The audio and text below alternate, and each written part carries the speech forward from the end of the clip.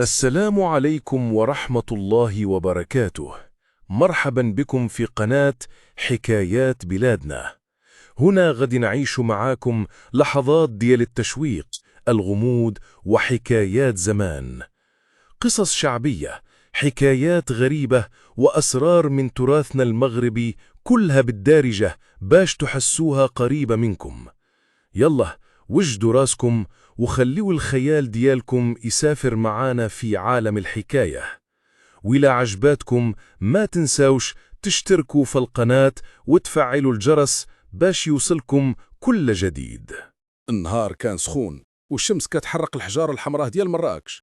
في وسط الزحام ديال جامع الفانا الباعة كينادوا، السياح كيتصوروا، وروائح الطياب والبهارات كيدوروا في الهواء.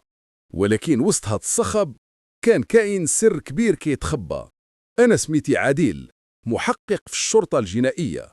في نهار عادي جاني اتصال من القيادة: عادل، عندنا جريمة في واحد الرياض قديم في الملاح، خاصك تجي دابا. ركبت الطولابيل ومشيت وسط الزحام ديال المدينة. الأزقة ضيقة، ريحة الجلد والصباغة جاية من السوق. وقفت قدام رياض قديم، الباب ديالو مزخرف ولكن الجو داخله تقيل. دخلت ولقيت جثة واحد الراجل لابس تقليدي ومرمي في وسط الصالون وعينيه محلولين. ما كانش أي أثر للسنقة، غير واحد الرمز مرسوم بالدم على الحيط. نجمة غريبة بحال واش مقديم. المقدم ديال الحومة قال لي: هاد السيد ماشي أي واحد، هاد هو الحاج طيب، تاجر عريق وكان عنده بزاف ديال الأعداء. بدينا التحقيق.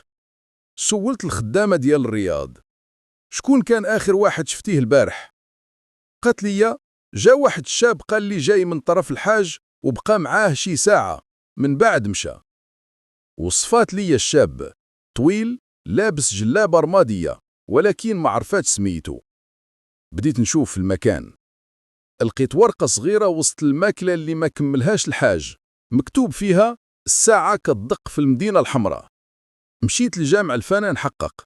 الزحام كيخلي أي واحد يضيع وسط الناس، ولكن وسط العروض ديال الحكواتيين التعابين والضوضاء سمعت واحد الصوت كيهضر بصوت خافت: اللي كتقلب عليه غادي تلقاه في زنقة عطارين. تقلبت، ما لقيت حتى واحد. مشيت للزنقة اللي قال ولقيت دكان قديم مسدود بسلسلة. كسرنا القفل ودخلت مع زميلي حسن.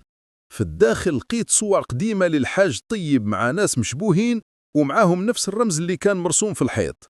اكتشفنا أن الحاج طيب كان متورط مع شبكة ديال تهريب التحف القديمة، وهاد الرموز كانوا إشارات بينهم. ولكن علاش تقتل دابا؟ رجعنا للرياض وسولت بنته ليلى. بابا كان خايف هاد اليامات، كان كيهضر على واحد الظل كيتبعو. الليل طاح وأنا واقف قرب الكتوبية. فجأة شفت واحد الراجل بالجلابة الرمادية، نفس الوصف اللي قالت الخدامة. تبعته وسط الأزقة الضيقة. صوت الخطوات كيتردد والناس قلال في الليل. الراجل بدا كيجري وأنا من وراه. دخل زنقة مسدودة، ولكن منين وصلت ما لقيت حتى واحد، غير ورقة مطوية فوق الأرض مكتوب فيها: القضية ما سالاتش، البداية فقط. بالأدلة اللي جمعناها عرفنا أن الحاج الطيب كان غادي يفضح الشبكة، وشي حد سبقوه وقتلوه باش يسكتوه، ولكن القاتل مازال هارب والشبكة بقى كتخدم في خفا. في المكتب ديالي جلست كان راجع الملفات، فتحت الدفتر اللي لقينا في الزنقة ولقيت مكتوب فيه لائحة أسماء وكان سميتي موجود بينهم.